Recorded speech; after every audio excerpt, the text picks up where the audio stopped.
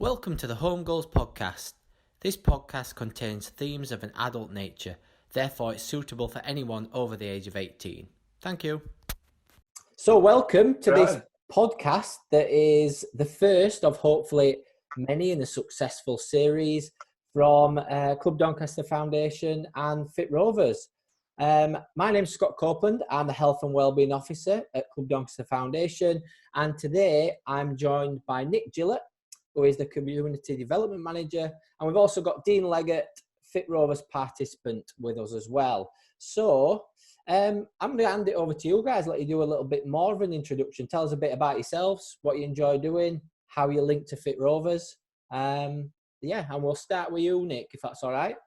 Yeah, no problem. So I am the Community Development Manager. I came to Club Doncaster, I think it was 5 years ago.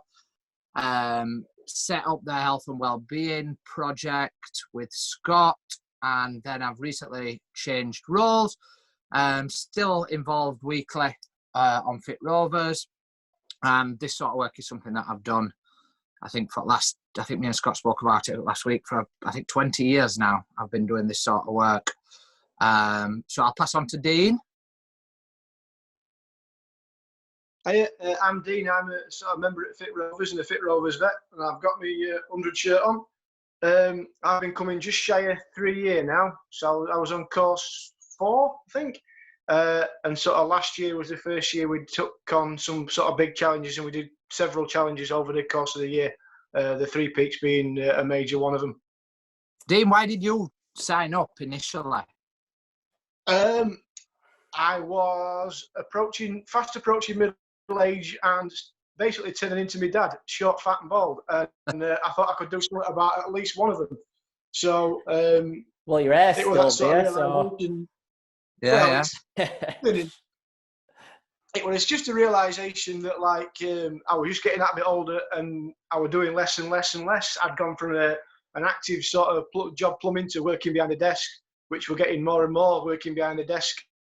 And I could go all day without doing anything. And I've got a lad, he was 12 at the time.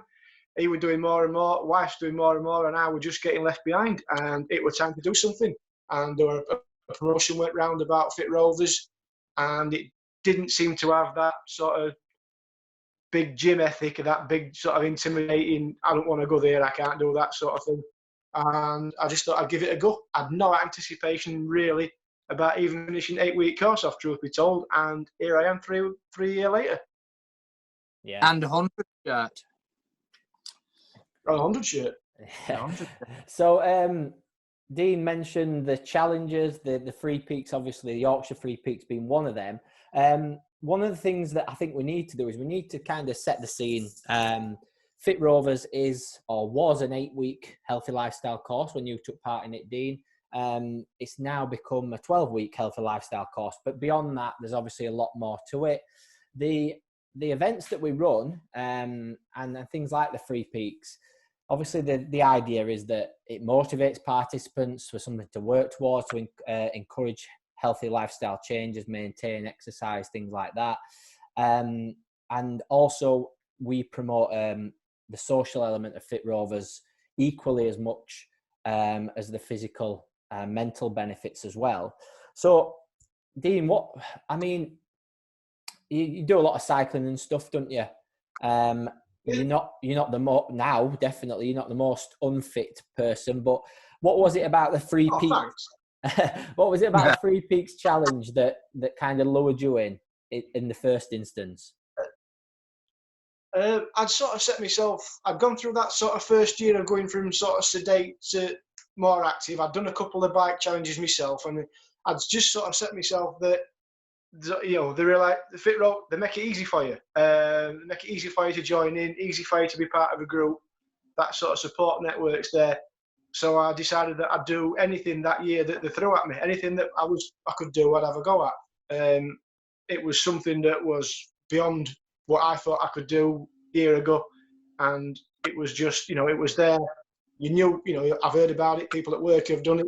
You know, I know how tough it was, and it was a sort of real benchmark for where I'd be, from where I'd been to where I was, to see if I could do it, along with the support of my colleagues and friends.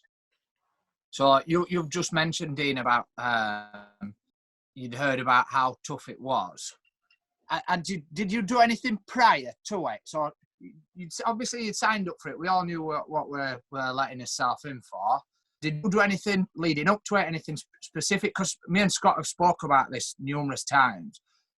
We were really naive, to be fair, about all I had in my head were is it 23 miles? I think it is. Is it 23 or 26 miles? Yeah, bit longer, but yeah. Yeah, and all I've got 12 hours to walk it. So in my head, it's 2 miles an hour. We can do this. We just did nothing in regards to training, building up to it. Bought a pair of boots on the Thursday, and we sort of walked about the office Thursday afternoon, thinking, it'll be easy this. I've got boots now. It'll be even easier. And I'll be honest, I don't think I could have got that any much more wrong, to be fair, when we started. So have you done anything leading up to it, Dino? Have you spoken to anybody that it? Yeah, in fairness, yeah. As kids, we used to do a bit of walking with my mum and dad. So, I sort of have that, you need the gear ethos, you need to break your boots in. So, and we as a family, we'd done a bit more, because I'd been doing a bit more, so we joined in. So we'd been out earlier in the year and bought, earlier in the year, not just a week before, and bought some boots. As well. We've been away and we'd done Snowdon as a test, sort of broke him in and done several sort of shorter walks. Snowdon itself wasn't that bad. The weather was grim, and that was another sort of indicator about the gear you need. It's on a good day, everyth's easier. On a bad day, it can make a hell of a difference. So, about having the right gear, but the boots definitely. I've done a bit of prep, and to be fair, we'd done a bit. I think I've done a bit more than some in our group. There were some that turned up, and you're like, I hope it's going to be nice, because we could be in trouble otherwise. Yeah. Well, I'm just going to set the scene. Obviously, if you're watching this, the video version, you'll notice that mine and Nick's shirt have got the Doncaster Rovers badge on. Fit Rovers, Doncaster Rovers, if you didn't make the link. So the Free Peaks Challenge 2019, the first annual Yorkshire Free Peaks Challenge, was organised for Friday the 17th of May. And it had been organised for months. Obviously, around that time, the Football League season comes to an end. And Doncaster Rovers had sort of not scraped, but stumbled into the final playoff position, hadn't they, in League One that season. They played the first leg at home against Charlton, and were trailing 2-1 from that game. Now, very inconsiderate of the Football League. The second leg to reach Wembley was on the Friday evening when we travelled over to our accommodation. So that presented a few challenges, and some of which we'll come on to in a minute. But Dean, you actually became our designated driver for the weekend, didn't you? I did, yeah. I did. Again, it's something that you start with Fit Rovers. It's just we need someone to help. Can somebody help? And I wasn't the only volunteer. I put my name forward, and I got picked. So I became sort of the man with the van. Nice wheels, yeah. Nice wheels as well, weren't there? Yeah, aye. Yeah. Snazzy. I think it only had about 10 miles on when you jumped in seat. But yeah, so Friday afternoon, obviously we wanted to make a weekend of this, and I've asked people for a little bit of feedback, and some of the, most of the memories, they're not actually about the walk, it's about the weekend in general. We travelled over. I don't know if there were anything exciting happened on the drive over, did it, Dean? It took a bit longer than... What surprised we got there straight off. I think he's more of a shock when I'm driving. Yeah, so we got there. I've actually had a look. We stayed at a place called the Old Stone Trough in Barn-Oldswick, if you remember it. First impressions, really nice. We got there, got checked in fine. Yeah. as it happens with groups of, I think there were 16 of us, there were some strange sleeping arrangements. Most people managed all right, and we actually all ended up rooming together, didn't we, in a fashion. But I know some people weren't as lucky, and particularly Charlie Longley and John Robinson ended up topping and tailing, I think. They drew the short straw. They have known each other for years, so that took a little bit of the awkwardness out of it. But they're both well over 6 foot, so that were an interesting arrangement. But I mean, we got there. The plan were go down to our rooms, freshen up, come back, have a nice quiet meal, couple of drinks, watch the football, and get in bed nice and early, ready for the big day ahead, weren't it? And on paper, it looked really good. Simple as that, wasn't it? In fact, we'd rung ahead in advance, knowing that the football were going to be on, and we'd asked if they'd got Sky Sports, to which they replied yes. I was thinking, perfect. Lovely. We'll just get up in bar. We've not got far to kind of walk home, save us legs. Anyway, Nick, do you want to tell us what happened next? As we made our way into the bar. Were there 16 of us? Yeah. So 16 of us, a little bit sort of lads' holiday. So everybody's quickly run into the room, slung the bags in, quick freshen up, and then Donny shirts on, and then ascended on the hotel bar in quite a good mood, only to be met by a wake. And the thought of trying to watch the Donny match during the awake, which I think after a couple of discussions, and we decided that we might have a couple of drinks. If things went well, did we want to be celebrating, jumping up and down, screaming and shouting while there's a large group mourning the loss of somebody? So then quickly made the decision of, let's all start Googling and trying to find somewhere close by that A, does food, and B, is showing Donny match. So I think we tried 3 or 4 places, and it was always one thing or other. Some were serving food, some weren't showing Donny match, and vice versa. And then we found somewhere. Can you remember what? I can't remember what it was called. Can either of you? I've had a look today and I just can't find it. But that shows it went middle of nowhere. I don't know how it came up. Yeah, and it took how long? About 20 about half an hour drive, weren't it? To find this. Yeah.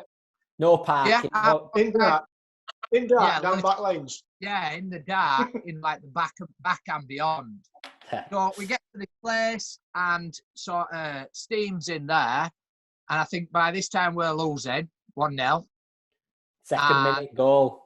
Second minute, yeah. Everybody's sort of piled in, quickly looking at sort of bar menus and ordering drinks, only to be told that they weren't serving food. So fair play to, I think it was landlady, weren't it, who just said, look, if you want, there's that many of you, it's a quiet pub. I don't think they take much money. We were going to obviously be, if they were going to let us eat, we were going to be there for the duration, really. So I think we then ordered something like 20 odd pizzas. I found a cracking picture of Dean tucking into a big pizza. So, like, as you can imagine, did we go to extra time? Penalties. So as you can imagine, yeah, because they put us in that back room. There's that pool room to ascend, didn't they? Yes, perfect prep for the 3 peaks was a pizza apiece and a few drinks, and getting home at about midnight. Yeah. But what time did we have to be up? I think we had to be there for 7. Yeah, we left about 5, 6, because I had to ask them at the hotel to do breakfast a bit earlier for us.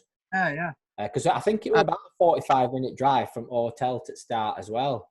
Yeah, but I think for me, that one of the successes of that weekend was, I know Johnny lost, which was disappointing, but I think one of the successes were that night, that it did bring everybody together. And I No think mourning, was there? Like, no nothing whatsoever. We dropped on, I think, the local village idiot as well. Which every villager's got one. Village has got on. We found him that night, so that brought some challenges. But yeah, I think it was brilliant start to weekend. To be fair, and I think me and Scott spoke about this, Dean, earlier. That so one of the reasons we do these big events and these sort of challenges was that it brings people together that are on the project that don't necessarily know anybody. It's not like everybody knows each other. We're getting so big now, and I think a prime example of that was sort of Ellis, who did 3 Peaks. Ellis didn't. I don't think when he did the actual 3 Peaks, I don't think there was one person off his course, so he didn't really know anybody. Just fancied having a go at it and doing it. And I think that's something, like me and Scott said, that's class about it, that you get to meet other people. No better way than getting to know someone than sharing a bed with him. Sharing a bed with a bloke who you've only met 3 hours before. I mean, we must see Barnsley in your pair. Yeah, we must say at this moment in time, obviously Fit Rovers is an healthy lifestyle course. On the men's programme, everyone we work with is over 18. So we don't encourage them, but if they want to have the odd little alcoholic beverage, then fair enough. Everything in moderation, you know. I thought we don't encourage them to share a bed. Oh no, that neither. After only 3 hours prior. We do encourage them, if they're buying an alcoholic drink, to get one for us while they're there. Yeah. But obviously, Dean, I'm sure you were planning on maybe having 1 or 2 watching football as well, and that were kind of scuppered. You were the one person really that lost out a little bit that evening. I guess it's the classic phrase of taking one for the team. And I said I'd drive, so I said I'd drive. And there was no way we could stop there. There was no way people wanted to miss it. So it was just a matter of getting on with it. And, you know, I didn't anticipate having many anyway. So a clear head, didn't it? Yeah. No objections. If we could bring that picture up again of you with pizza, what you missed out on in alcohol, you definitely made up for in pizza. Yeah. To be fair, I think we slightly overordered, didn't we? We had enough to sink a battleship.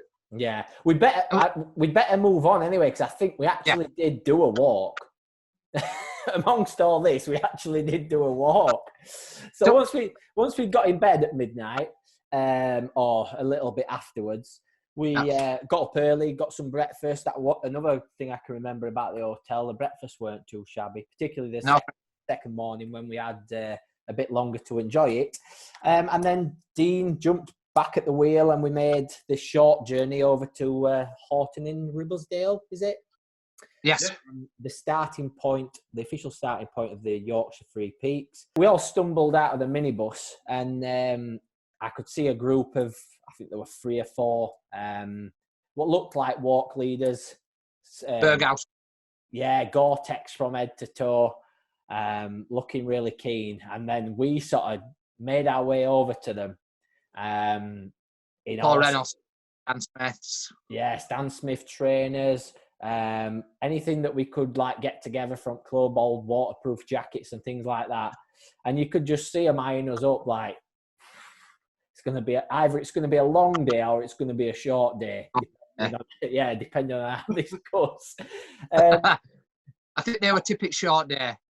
Yeah, after the little bit of a safety briefing, we set off straight up the first peak, which is Pennygent. And it was kind of a bit of a baptism of fire, really, weren't it? You were through car park, a quick toilet stop, and then it was straight into the up bit. But no sooner had we kind of set off, and it was like, oh, 1 peak done. Quick photo with this, what they call them, trig point. Yeah. Oh, wait, trig point, and on we go. And I can remember Nick saying to me, we'll be at pub by lunchtime. Well, it's a breeze. Wrong. Yeah. This is where it went wrong. I genuinely, we literally got to the top of that, and I'm thinking, I'm sure it was literally like about an hour and a half. I'm thinking, this will be a quick day. We can we can make this crack. If we get his foot down, we'll be back at hotel late afternoon. And then sort of started descending first peak, get to the bottom of it. And then I'm thinking it's like a Toblerone. I literally just thought down, down, up, down, up, down, and that's it. And then so I set off walking. I'm thinking, where's next one here? And then I think somebody said something like it were 9 miles to the second peak. Just walking. Some nice views around there. The is it a viaduct? Yeah. Walked alongside that train. Ribblehead.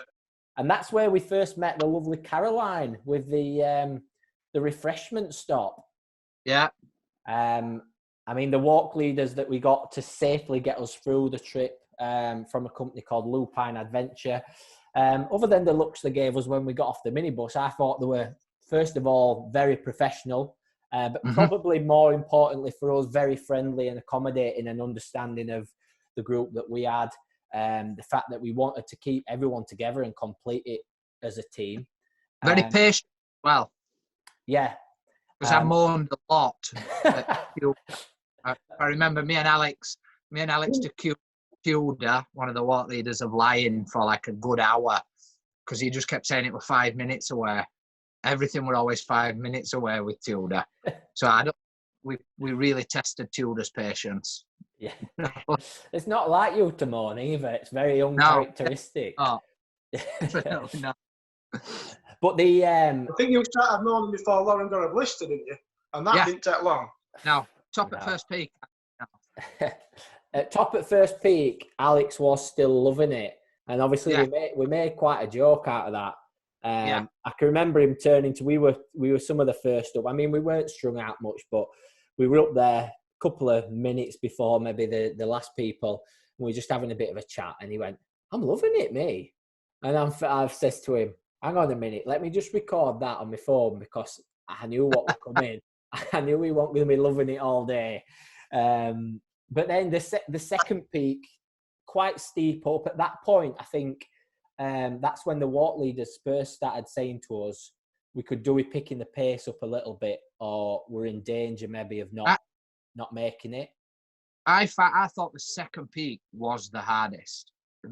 I don't think it wasn't just the sort of the sheer, like, it was just uphill. It was just the constant. I just felt like we were walking uphill for hours. And I can remember probably 2/3 of the way up, and I was with Alex, which an absolute accident putting me and him together at that current time because we were literally had enough. And I think we're 2/3 up and we sat down. Everybody went past us. I think we were probably last. We sat down. We both said, "I've done. I'm getting to the bottom of here and I'm not doing it anymore." What I remember about that one is it were like lemmings. It seemed so busy. You just had your face in someone's rucksack in front of you, and they'd stop, and you'd be like trying to get round them. And obviously, similar to when you run and stuff, as long as you can walk at your own pace, you're all right. But if you're going slower for someone else, and you're obviously sidestepping round and things, it does take its toll.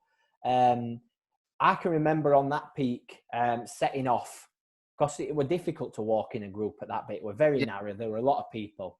And myself and Dave, we kind of set off. We're like, right, we'll just get to the top. We'll wait for everyone at top. We'd had the bit of a warning from the walk leaders. And when we got up there, we were thinking, right, we'll see who makes it up now. And I think we're going to end up losing a few of the slower walkers because they had been so strict on timings. No sooner than we got up there at full pelt, we turned round and everyone else were there. And it were like, oh. And I think that's when we realised that we'd all set off together. We were all going to do it together. Again, quick photo. I've got that. I'll bring that up. And then for me, undoubtedly the worst part. Coming down. Yeah. I bought some walking sticks, only cheap off Amazon, and I'd carried them on my rucksack all the way up first one, all the way down first one. And then one at Walk Leaders said, "Have you thought about using them that you're carrying?" And you're like, and Nick and Alex being like Statler and Waldorf, they were at front just chuntering.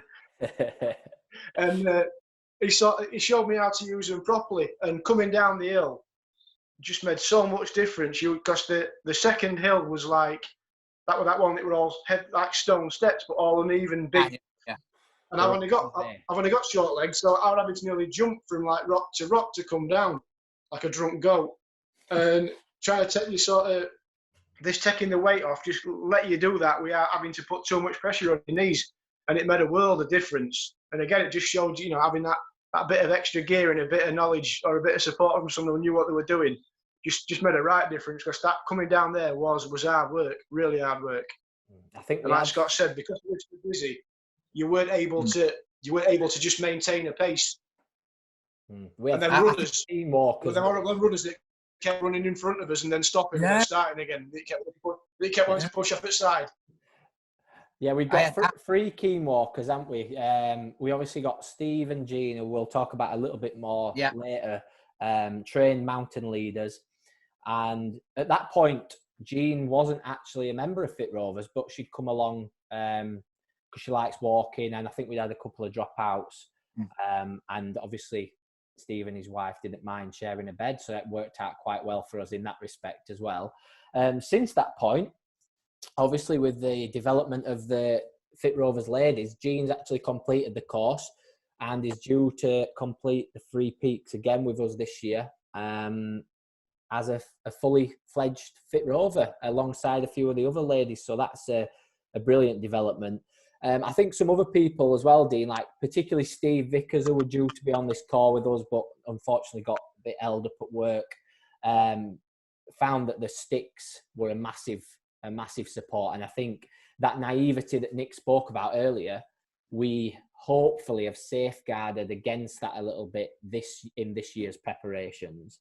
While we're on the point, obviously, the idea this year was that tomorrow we would be heading over to the Yorkshire Three Peaks again. A group of, I think, about 43 of us originally were due to take that on, a mix of men and women. And unfortunately, due to the coronavirus pandemic, we've had to initially postpone that until September. But fingers crossed that can still go ahead. The people who spoke about earlier have been really influential and important in planning, organising, delivering, supporting, recruiting, literally from start to finish with training walks to ensure that people don't go into it with the same naivety as what we did. And hopefully, again, before that new date starts up, I'm guessing though they might be able to get out and do those again now with the changes in what you can and can't do. Obviously, there's no restrictions on exercise time now, as long as they stay 2 meters apart from each other at all times. There's no reason maybe why they can't get out and do those again, but I'm sure a lot of people will be a lot better prepared by doing that. Obviously, memories when you got down them steps. I can remember walking through past an ice cream van, if you remember that, and then to a little shack, which on a summer's day like that must make an absolute killing. Selling drinks. The day in itself, that was something that shocked me. How many people actually took part in that day? It were literally packed. Weren't it? You were never you were never on your own. There were so many people doing it that you got to parts of the walk and you were queuing to sort of complete parts of it. Get over styles and things like that. But short, sort of scrabbling rock bits. Yeah, we all stopped. We all stopped for a wee and an ice cream and some pop and that, and then met up with Caroline again. She'd strategically positioned herself a few meters away from a pub, hadn't she? Yeah. And that's the point when the walk leader decided to point out the third peak, or the third, I don't know how to describe it, like wall in the distance, and say, right, that's where you're going. But here's a pub, and if you don't want to do it, you can stay here, and Caroline will look after you, and you can have a couple of pints, and then you can meet up with him afterwards. And I think at that point, a few people were really tempted. And that's when Alex's breakdown really started, weren't it? Sure. He got himself in a camping chair, sat nice and comfortably, shoes off, socks off. Shoes and socks. Yeah, and I can't do it. I'm not Think like a butcher's window. Yeah. I'm not going any further. I can't do it. But I think, again, everyone else rallied round. There were a couple of other people at that point who were a bit like, well, I might drop out if Alex drops out. And I honestly think if one of us would have done, there would have been a couple more that followed. I would have volunteered. I would, purely just to look after Alex. I would like, Alex's sort of mental health were my concern at the time, and I was willing to sacrifice completing it just to make sure Alex were all right. Unfortunately, Alex to put his shoes back on and finish it. Yeah. Because I seem to remember somebody pointing at that slope going, but they're going up there. Yeah. Up that line. That's vertical. You can't go up there. And I'm sure it looks a lot like you, Nick. Yeah, it did. But honestly though, from where we were, it just looked like you can't get up that. It was going to be like climb. It were pretty nail biting at times when we got there. Yeah. Let's not oversell it, because we are hopefully going to get a full uptake of participants for this year. It's totally doable and not scary at all. But I think that was the closest we came to mountain climbing as opposed to walking. I think that's when it dawned on the walk leaders as well that we actually were doing something a bit different, because they said the risk of probably pinching this from later on in the do. They'd sort of said that do it with companies, and so there's always either a sort of gang go off first for glory and leap stragglers, or there's a gang that just packs in because they've only come because they've been forced to or whatever else. And they weren't really expecting to see us all together, were they, at that bottom of the second one? 100%. And they said, like, I think it dawned on them that we actually meant this, and we somehow or other we were going to drag us, one for all for one sort of thing, and we were going to do it. And to be fair to them, fair play to them, they literally turned round. I think when Alex and myself and a couple of us were sort of umming and ahhing whether we were doing it, if you remember, they all turned around and said, every one of you is capable of finishing this now. And if we didn't think you could, we would be telling people not to do it, or we'd be sort of advising people to drop out. But they were, I think that was a good thing about the walk leaders. They were keen to get us all through it. And some of us just needed that little bit of reassurance and that little bit of a cake. A couple of points on that. I mean, first of all, it's worth mentioning we were lucky with some of the elements. Nick alluded to it earlier. The grassy bits, if wet, and if your feet got wet, I think would have been a nightmare. Lucky for me, I took my trainers in my rucksack, because the cheap walking shoes that I'd bought a couple of days earlier, I would not have made it round if I'd had to keep them on my feet. And if it had been wet, I don't think I would have made it round safely in my trainers. So the elements helped me get round. I think the walk leaders quickly bought into our ethos and understood what we were about. But we spoke about it earlier. They actually did say to me at one point that they were eyeing us up when we got off the bus and thinking, look at the state of this lot, they're never going to do it. And they were pleasantly surprised by the fitness levels and obviously the resilience and mental toughness of people. And I think that's a credit to everyone that took part in the journey that they've been on with the lifestyle changes that they've made. Speaking of slippy bits, once you got up that wall, you could see out of a sort of like Southport and stuff, couldn't you? In the distance, I think. And then coming down from there, it were really grassy and a little bit wet, weren't it? And tired legs after probably 10 hours of walking. Quite a few little here we go sort of things coming down there. I asked a few people for their feedback in preparation for this, and think it was Dave Perry said to me, you get down the third peak and think, right, that's it. And then you've got a good few mile walk to get back into the village and back to the bus. Yeah. And every step feels like a peak in itself at that point. But yeah, happy to say that we all made it round. Dean, you then, we didn't really hang around much, did we? We got a little medal presented, and you had to get back behind the wheel after all that. How was that? It was again, it were all right. It was the final push, wasn't it? If we got back, it was. I think we were running on a bit of euphoria about everybody getting round. So it was a matter of just getting bus. I was very glad to get the bus back. Very glad to see my trainers because I'd left on bus. So yeah, it was. I could have done without it, but it needed doing. So we had to get back, and the faster we had to get back swiftish because if I remember right, we were cutting it too close for the meal. Oh yeah, and we were all ready for a spin. Yeah.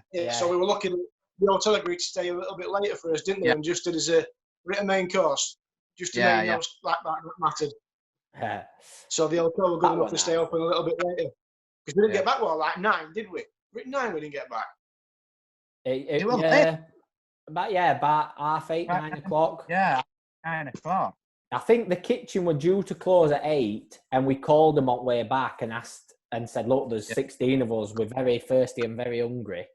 Can you keep kitchen open?" They asked manager, and then they agreed to do that for us, which again is brilliant hospitality. From what I remember, the food were really good. We've got a big long table set out, haven't we? All 16 of us, all talking about the day. And I think the bar actually agreed to stay open a bit later when certain individuals are going and ordering 3 pints at a time. I think that convinced them, you know what? Yeah, we'll just keep them going a little bit longer. Yeah. But yeah, I mean, people go the Yorkshire Free Peaks. It's a 1-day walk. People drive over there. I know people who drove over there, done the walk, and drove back the same day. I wouldn't like to think I were doing that. But do we need to make it a 2-nighter? Probably not. We could maybe come back, especially when we've got someone who's not doing the walk, driving the bus.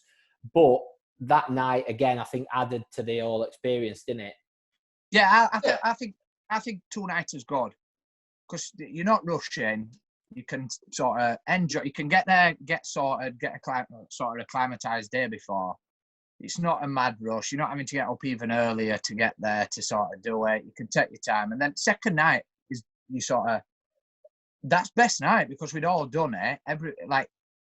You look up and down the table, and like you said, I'm sure when them walk leaders saw us, they're thinking we're probably getting at best we might get half of these through this, and to get every single one of us through it in one piece. It was brilliant to share that with so many different people as well. And, we don't have to rush off. You can come back and enjoy it, have a drink. Yeah. So I think 2 nights is best. Plus, I got away 2 nights from kid. I know you had... as well, because you didn't have to... If you think when we do it as well, when you get back to Donny, then everyone's got to split and get back to wherever they're going from base and all. So it's not just like driving back to your house. There's, like 50 hours between our house and yours, isn't there? So there's another hour, another 2 hours of splitting up and all that. So not a hell of a day of it. Yeah, 100%. And if you're wet, cold, and miserable as well. Oh yeah, but like I said, we had a decent night's sleep. There was no need to rush off in the morning. I think we set off about 10, half 10, didn't we? After we'd all had some breakfast. Dean drove us home in expert fashion again. I think we had some funny songs played on radio, didn't we? I can't even remember any of them, but I can just remember things that happened and just like bringing up songs that have got lyrics in linked to funny things that had happened, and everyone having a good laugh. And then, got back, dropped everyone off at Keepmore, and I think them shared experiences. That's what the night together, eating together, talking about the day. I think that's really what helps people bond from all different backgrounds. This year's Three Peaks was due to take place tomorrow. It's been rearranged till at the moment for the 11th of September. There are a few places left. If any of our participants would like to sign up at the last minute, get out. Hopefully, listening to this podcast, you feel a little bit more prepared for what's in store. Other things, obviously, we've got the Coast to Coast scheduled for the middle of July. We took the same approach with that. 200 and something miles. I've known people attempt it in a day. Can definitely be done maybe over 3 days. We split it over 4. We've got two overnight stays and then one stay at home. But that all adds to the experience, and I'm sure if we can go ahead with that, we're cutting it fine with the hospitality industry. But if we can go ahead with that, that'll be a fantastic event as well. Anyone got any memories that I've missed?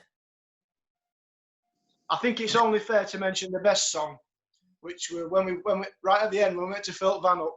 A certain somebody got out at Van walking like John Wayne to pay for petrol, and we queued up Chariots of Fire theme tune to play loudly as he waddled his way back to Van, which I think has been brought up by at least 3 separate people on their favourite memory of the day. That and Alex's breakdown, so got to be worth a mention. I had to ask Nick just to clarify. Have a look on your phone when you're on what we were playing. Yeah, I think I wore my sort of flip flops for that week at work just because my feet were, and Alex as well. My feet were so bad. So like for people that are doing it, I can't stress enough, the importance of getting some proper shoes and actually wearing them for longer than an hour and a half before you're meant to do it. That would definitely be my tip. I don't know what I'm going to do with my footwear this year. I mean, I can think one occasion when I've wore them shoes again, and that's when I went to Iceland, country, not the supermarket. I mean, let's not say too much about people you see in Iceland, but even I wouldn't want to wear them shoes in there. They are not fashionable. But the bad news is I fell over twice in them on ice. So I'm not sure that they're going to be the right fit for me, even after a little bit more breaking in. I might have to seek something else. But, yeah, I mean, we've got loads more people signed up, which shows that the first one were a massive success. The accommodation and things that we've got booked is a little bit different this year, but I think that'll add to the experience as well. People have said that similar to what Dean said at the start, the thing what's encouraged them to sign up, even though it's something that they maybe never thought that they would do, is the fact that they know that everyone will be supportive. We've put the things in place through the volunteers who we're really grateful for with the training walks. They're a lot more qualified and a lot more experienced walkers than myself and Nick and the other Fit Rovers staff members, so they can answer questions on gear and what to take and what not to take. So yeah, we're playing to our strengths, and I think we'll be in a very good position if we can get the same success rate with the group that we've got this year, potentially up to 40 people. I'm not sure it's going to work on the peaks, but if we can get 40 people around, I think we got to be up for like an award or something. 100%. Yeah. Yeah. Pride of Britain award or something like that. But yeah, I'd just like to bring this to a conclusion just by, first of all, saying thank you to Nick for giving his take on the 3 peaks. Hopefully you've realised we all experience the same thing, but we've all got different memories and we've all got kind of different takes on what happened, and that's the beauty of it. And then obviously thank you to Dean for joining us on the call. The weekend wouldn't have been the same without him chauffeuring us round. And it's been great to get his take on it as well from a participant's point of view. So bring this podcast to a close. Nick, what could we maybe expect, or based on the success of this, hopefully participants find it informative, what could we expect from future podcasts? I think future podcasts, we've got a number of ideas. looking at shared experiences with people that are on our committee, which again is a massive part to the success of the project, and some of our volunteers as well, like Dean. Without volunteers, we have such a small staff team on Fit Rovers that without the support of volunteers, we couldn't do a large percentage of the things like that. And we're always trying to support the volunteers by offering training and other opportunities. So we're looking at some podcasts with volunteers. Also looking at getting a podcast with some of the members of the actual football club itself to discuss the importance of the foundation, the importance of the work that goes on between sort of Fit Rovers, Club Doncaster and the football club as well, how they're working hand in hand.